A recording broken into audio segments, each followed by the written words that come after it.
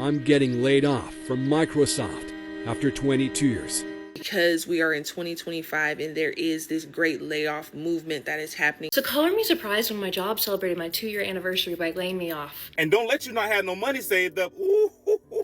Mass layoffs are sweeping across the world, and it's starting to feel like nobody is safe. Even the developers of the actual AI that is driving a lot of this. And one of the scariest things is that tariffs, in many cases, are not even to blame. There's a big shift underway, so if you think your job is secure, you're gonna wanna watch this, especially the last part where I cover some crucial items that everybody should have checked off just in case a layoff comes their way. I'm Justin, I make videos every week to help people make smarter money decisions, so if you wanna see more content like that, consider subscribing, and let's get right into the first video. Watch as I realize I'm getting laid off from Microsoft after 22 years.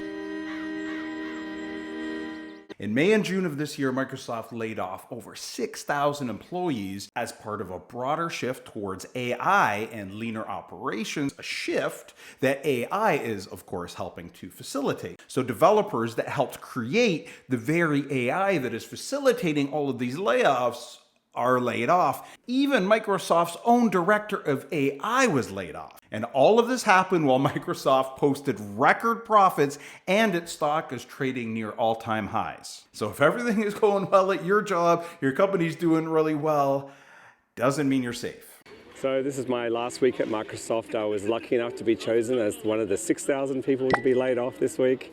It's the 50th anniversary, so I was waiting for a gift, and this is, I guess, what I got.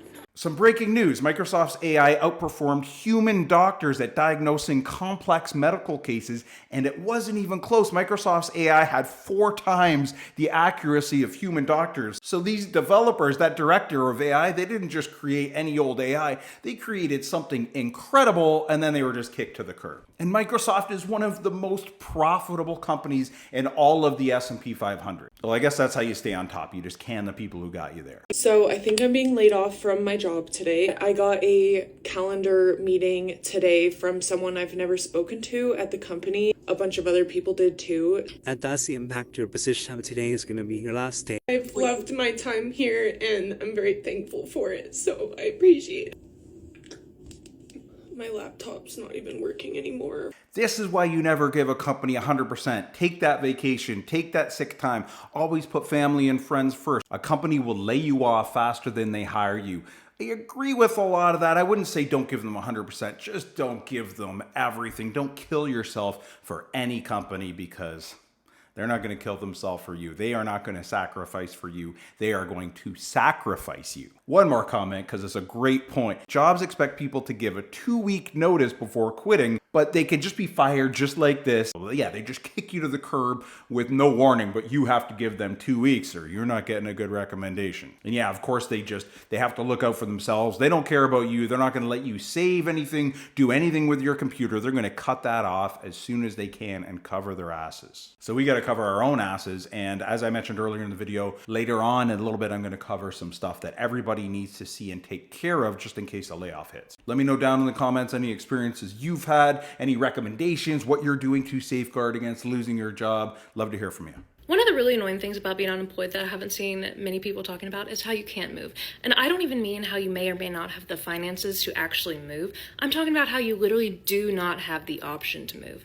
So if you're renting somewhere, you start thinking, oh, let me get a roommate or let me transfer to a cheaper unit. But you can't because you have to have proof of income to be approved for an apartment anywhere. So color me surprised when my job celebrated my 2-year anniversary by laying me off. And I also had been given the impression that I would never be in danger of losing my job. But now I am stuck here and I can't get a roommate and move somewhere cheaper. I can't transfer to a cheaper unit in the same building because you have to have proof of income for all of that. So I'm stuck here. And now my unemployment has run out and I'm still stuck in this expensive apartment. And before someone says to just get a cosigner, that would require that I have a parent that likes me and has the financial ability to do that. Yeah, easy for them to say, get a cosigner, right? A lot of people just don't have a cosigner, or maybe their parents don't have a lot of money or don't have good credit. And of course, companies are going to make you feel secure in your job because they don't want you going out there and applying and potentially leaving. So they're going to make you feel secure and then they're going to let you go just like that with no warning. all the more reason to build an emergency fund, right? I mean, she's talking about getting laid off and not having the funds to move. Yeah, well, you can't prove you have an income if you don't have a job, but if you have that emergency fund, you're going to be able to stay in the place where you're at, and you're going to be able to apply for other jobs. You're going to be able to get something else, so you're not out on the streets, so you're not totally screwed. So you don't need a cosigner. And hey, this is another great case. Easy for me to say, not a lot of people can be in this position to own a home, but this is a great case to own a home because it's a great hedge against losing your job, as long as you have that emergency fund so that you can cover the mortgage if you lose your job.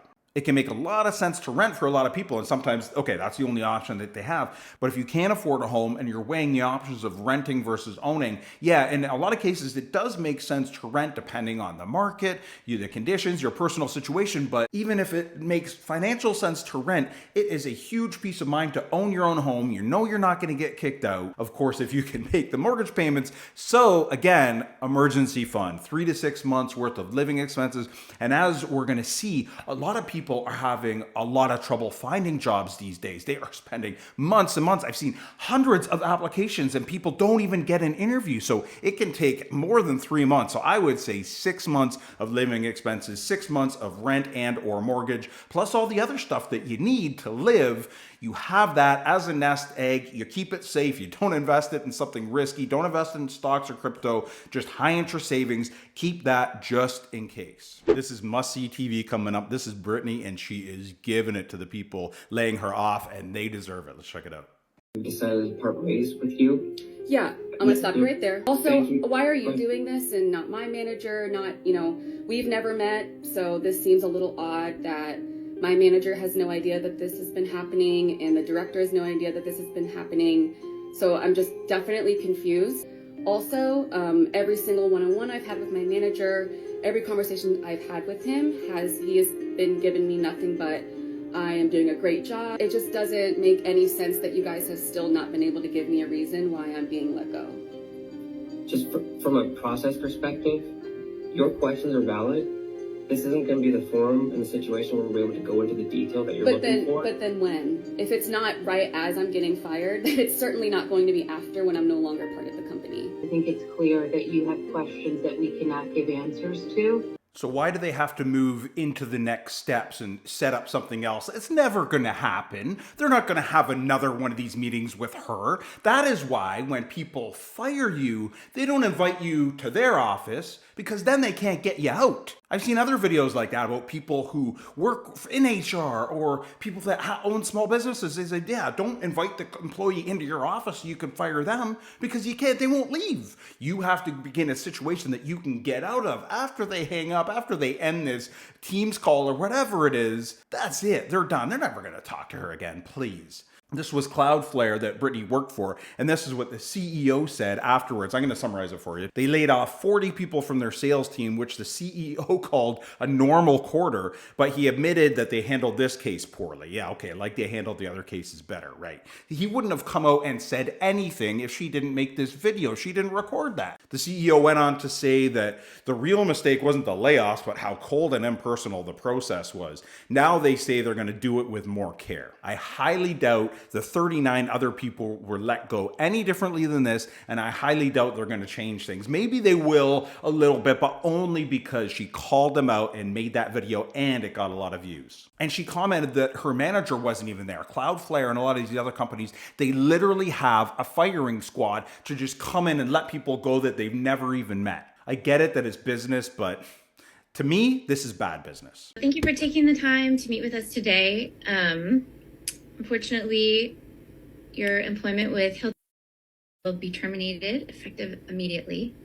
Can I ask why I'm being let go today? Right, so now she gets asked some questions, and they're going to give that same speak that we heard about in the last video, like, oh, we're taking notes and we're taking your, yeah, whatever. It's all bullshit. They have these words, these things that they say to everyone else. They don't talk like this in their normal life or when they're talking to each other before or after. They have this set language that they use in these calls, and okay, let's watch some more.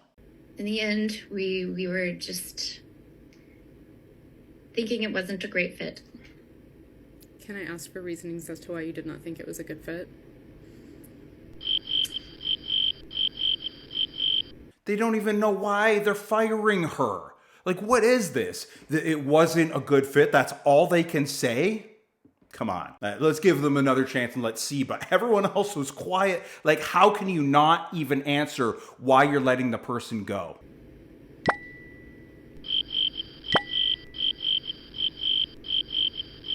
Yeah, the publication went out late. It went out with... How do you have silence for that long? That's unbelievable.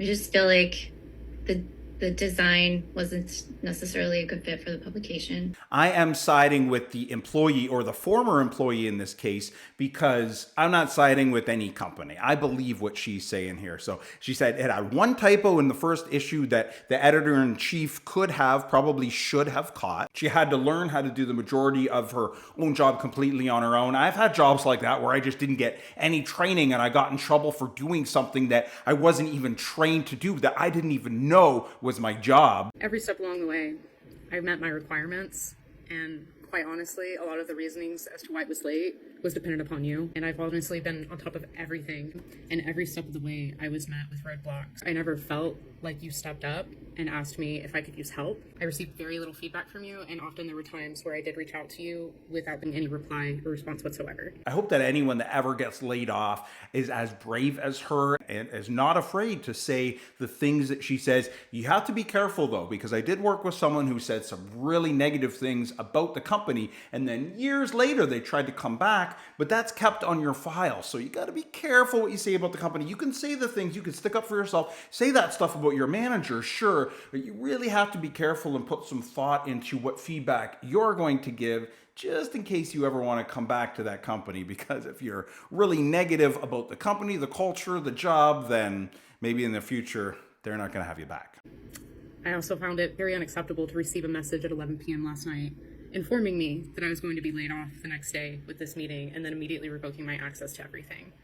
When you do that to somebody, they're going to panic. And she sounded very articulate. Like, she sounded really smart. Like, she would have been a really good employee. I really feel like it was her manager and she was just a scapegoat. Let's check out some of the comments here, because there's a great one. So basically, they fired you for no reason. Yeah, it sounds like that. HR professional here, they did a horrid job. They certainly did. They were so ill-prepared for the call. No kidding. Like, they didn't even have a call to discuss before. It's like the email went out at 11 p.m. the night before. They didn't even get together before. They're like, she doesn't matter. We're just going to kick her to the curb, and that's it. Here we go. Ex-HR here. Understand that HR is not and never will be your friend. HR is there to protect the company, no matter what anyone says. Yeah, I agree. And this just speaks to the lack of competency in some of these companies at the higher levels. A lot of these people just get ahead by knowing somebody, or just like saying yes, or showing up early, leaving late. But when they're there, they don't actually do anything. It seems to be like she should have got her manager's job and they should have been letting her manager go. Clearly, they didn't have any answer why they were letting her go. This reminds me of a situation, someone I used to know worked at a bar. So not one of these tech jobs or these working from home jobs. This was a person who did nothing wrong. She was great at her job, great bartender, super popular, made a lot of money, and they fired her minutes before her shift. They called her after she had gotten ready. She was about to go in. She was crying. She was so upset. And the reason is because the guy who ran the place got in trouble. There was an accusation from one of his female coworkers that he did something inappropriate. There was an investigation. So they were just letting everybody go. So this is a situation. This video reminded me of that, because her manager clearly seems to be the one in the wrong and the one who should have been let go. In a lot of cases is one of the people at the top who should be gone, but they are canning someone lower, putting the blame on them and kicking them to the curb to cover their own ass. We have chose a pool of people that we actually feel are underperforming. Historically, as you're talking, I was hitting way above target. I'm still on 102%. That's not underperforming. I'm still making the company a hell of a lot of money. We're concerned about the downward trend. I mean, you were, of course, overperforming in the early days, but as that seems to be going, less and less at the moment, we're very concerned that might continue to the point where you're actually severely underperforming. She's hitting over 100% of her target. They're getting rid of her just in case she starts underperforming. She's overperforming, but just not as much as she was. crazy. I'm sorry, this doesn't seem legitimate in the slightest. When you look at the actual spreadsheets, we can see that back in November, you hit 197% and 102 that you're on currently. So they're not even going like year to year or quarter to quarter. They're talking about months. Obviously, you're going to knock it out of the park some months, and then other months you're going to be, I mean, she's still over 100%. Another example of them not having a reason to let her go, and her manager's not even there. Again, bunch of people she doesn't even know. We're losing a lot of money because you're not working as hard. You don't want to stay overtime and help your other team members. You're suddenly like, yeah, it's 7 p.m. I need to clock out. This isn't proper teamwork. Can I just say that I work a lot of overtime. I work in the evenings. When my children have gone to bed, I actually sit down and do work as well. Like, you can't say that I'm clocking out early. I'm actually working more hours than I should. 60 hours, the company's requiring 60 hours as a baseline. Oh man, that's rough. You know what? She's better off without them. I don't understand why my line manager isn't in this meeting. I don't think my line manager has any issues whatsoever with my performance.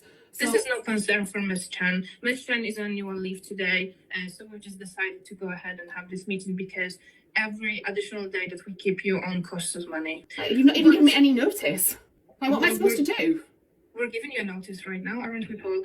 Her manager is off on annual leave or whatever, so they just decide to have it without the manager. I've seen in so many situations where upper management makes these decisions without consulting with the person's direct report. It's crazy. How can they do that? They have really no idea if this person is good or bad for the company. They just say, we're going to let them go and we're going to be hard asses and we're going to push and we're going to say, we're going to drive our agenda and that's it. We're not going to listen to them. And we're right. You're wrong. Later. We'll see you.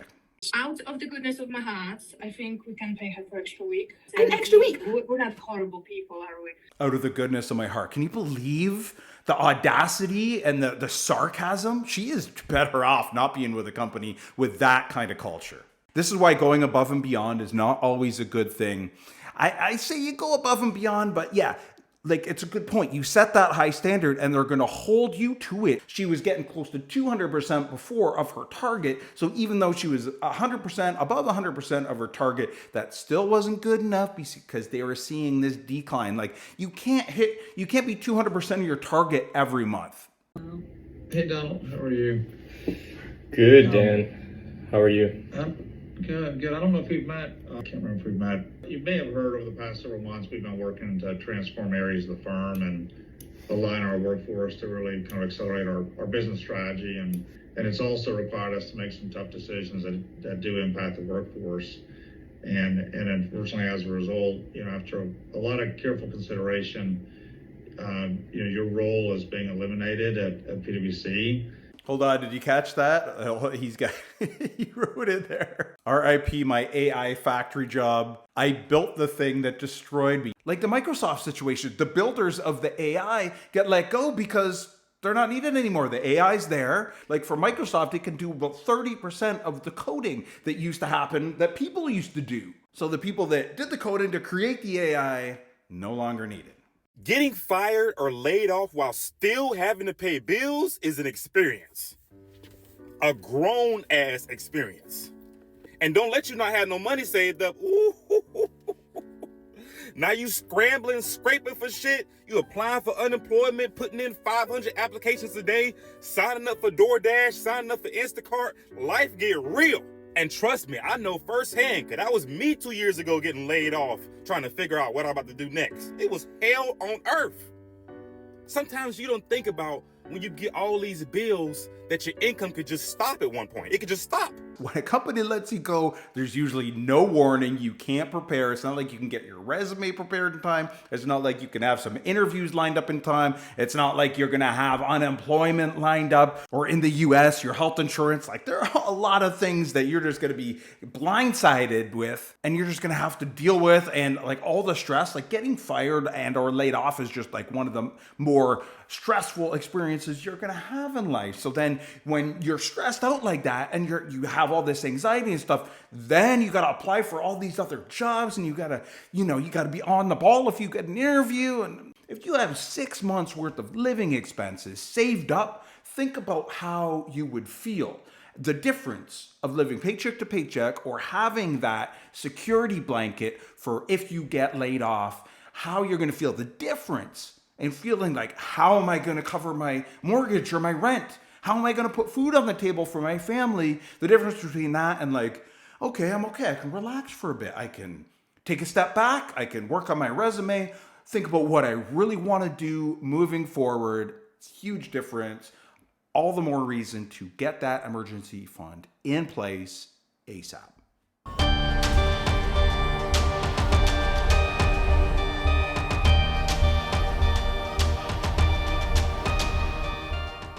+700 jobs she applied to, 30+ interviews, 0 offers. This is the market right now. It is crazy. Don't spend too much on a car. Don't overpay on rent, mortgage. Some comments from that last video. A lot of people are 1 or 2 paychecks away from poverty. It is hard to imagine when you have a job and you feel secure, but it can go like that. So yeah, you gotta be prepared. And speaking of which, here is that critical information you gotta take care of just in case you get laid off. Step 1, if you feel even the teensiest bit of insecurity in that job, believe it. Trust your gut and start preparing. Even if you don't feel the insecurity, you gotta prepare. You gotta be prepared for the unexpected. Get that resume together. If you are able to hire yourself a career coach, do that also. Prepare yourself. If it's been a while since you've actually had to look for a job like myself, you need somebody to help teach you how to interview. Guess what? Cover letters, they're coming back. They're making a comeback. And if you were in that job for a long time, if you haven't been unemployed for a long time, if you haven't been applying and looking for jobs, there are things you're not going to know. You're going to have to practice. You're going to have to, it's like a job. Not having a job is like having a job. You have to work hard and practice at interviews. Super important. And hey, if you've been at your job for a while, it's a great exercise to update your resume, go through it, make sure it's current, and see what else is out there too in terms of resumes, cover letters, what's happening, just to stay current. And when you get laid off, it's a huge shock. You're going to have that stress. You're not going to want one more thing to deal with. So if you just have a few tweaks to your resume needed, then that is going to make a big difference then between that and having to completely start from scratch on a new resume. You need some career coaching, okay? Know what industry that you want to work in, and then find a recruiter or a consulting firm that can help you navigate that space, because you cannot do it on your own. Something she didn't talk about, something nobody talked about, your benefits. You lose your benefits when you lose your job. And in the US, you lose your healthcare insurance. You typically lose it at the end of the month. And after that, so you can opt for Cobra or ACA Marketplace, which might be cheaper if your income drops, but some companies like Microsoft may include extra coverage and severance. Oh, that's nice. Thanks, Microsoft. But always check your paperwork and act quickly because the deadlines come fast. If you know someone who could benefit from this, share with them. Give me a thumbs up if you'd like the video. And let me know down in the comments some experiences you've had, what you're doing to prepare just in case you get laid off. Like I said, I'm Justin. I help people make better money decisions and safeguard against things like getting laid off. So I would recommend subscribing. I hope that I see you again soon. Thank you for watching, and work on that emergency fund.